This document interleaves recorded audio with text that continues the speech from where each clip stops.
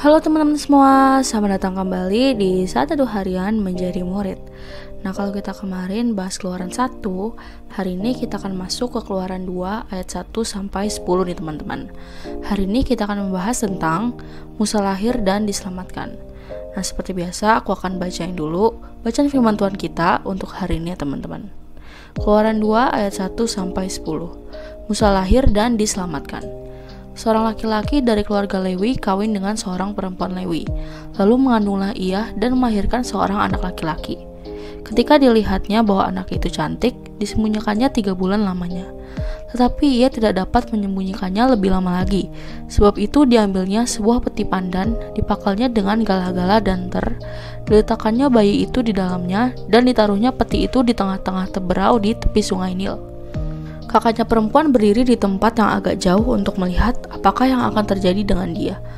Maka datanglah putri Firaun untuk mandi di sungai Nil, sedang dayang-dayangnya berjalan-jalan di tepi sungai Nil, lalu terlihatlah olehnya peti yang di tengah-tengah teberau itu. Maka disuruhnya hambanya perempuan untuk mengambilnya. Ketika dibukanya dilihatnya bayi itu, dan tampaklah anak itu menangis, sehingga belas kasihanlah ia kepadanya dan berkatalah, "Tentulah ini bayi orang Ibrani." Lalu bertanyalah kakak anak itu kepada putri Firaun, "Akan kupanggilkah bagi tuan putri seorang inang penyusu dari perempuan Ibrani untuk menyusukan bayi itu bagi tuan putri?" Sahut putri Firaun kepadanya, "Baiklah." Lalu pergilah gadis itu memanggil ibu bayi itu.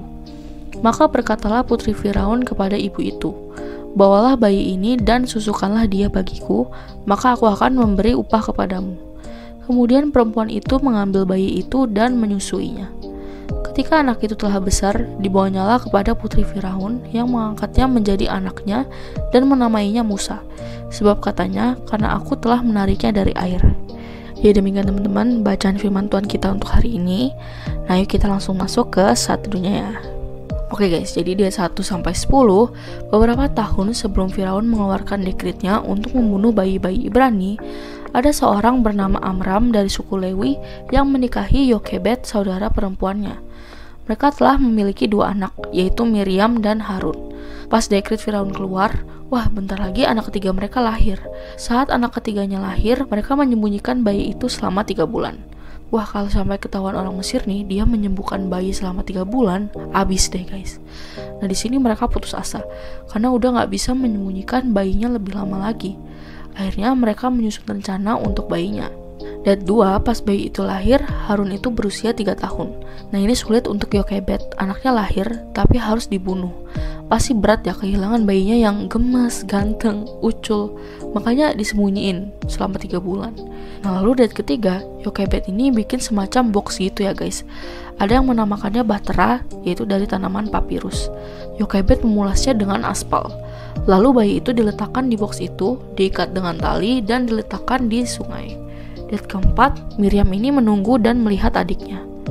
Lalu date 5, putri Firaun, kemungkinan putri Seti I, itu saudara perempuan Rameses yang agung, itu lagi mandi di sungai Nil yang dikhususkan untuk wanita. Nah guys, sungai Nil ini dianggap suci dan airnya itu menyehatkan. Ia di sana disertai dayang-dayang pelayan pribadinya.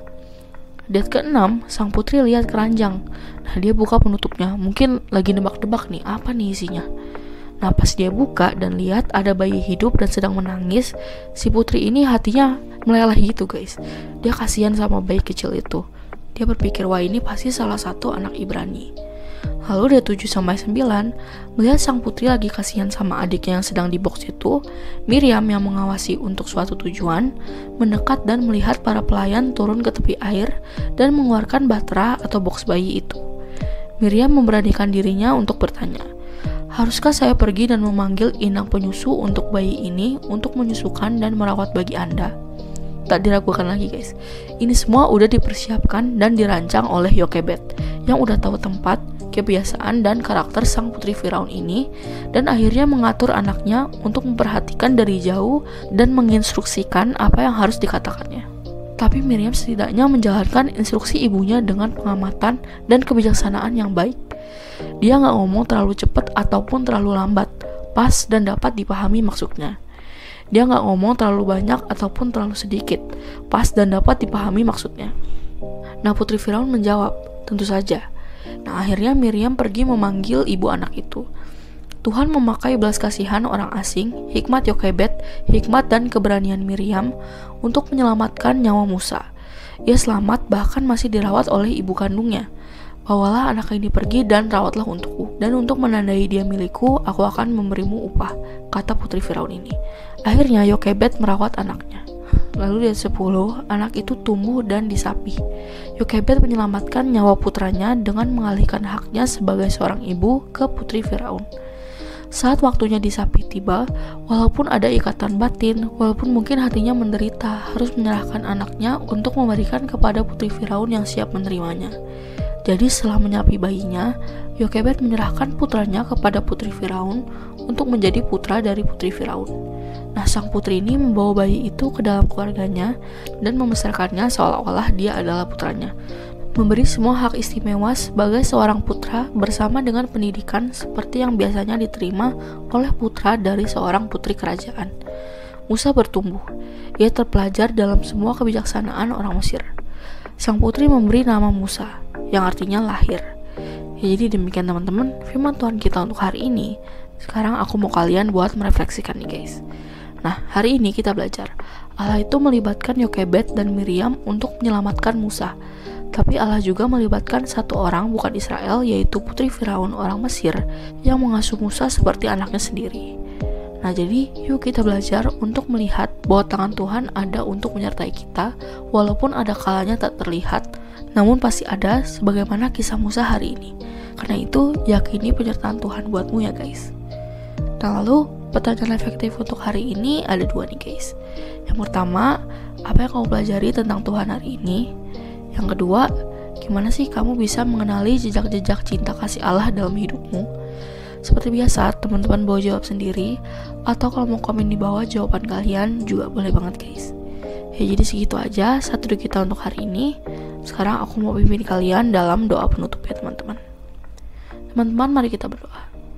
Tuhan, tolonglah aku untuk mengenali jejak kasih-Mu. Terima kasih Tuhan Yesus, hanya di dalam nama-Mu kami berdoa.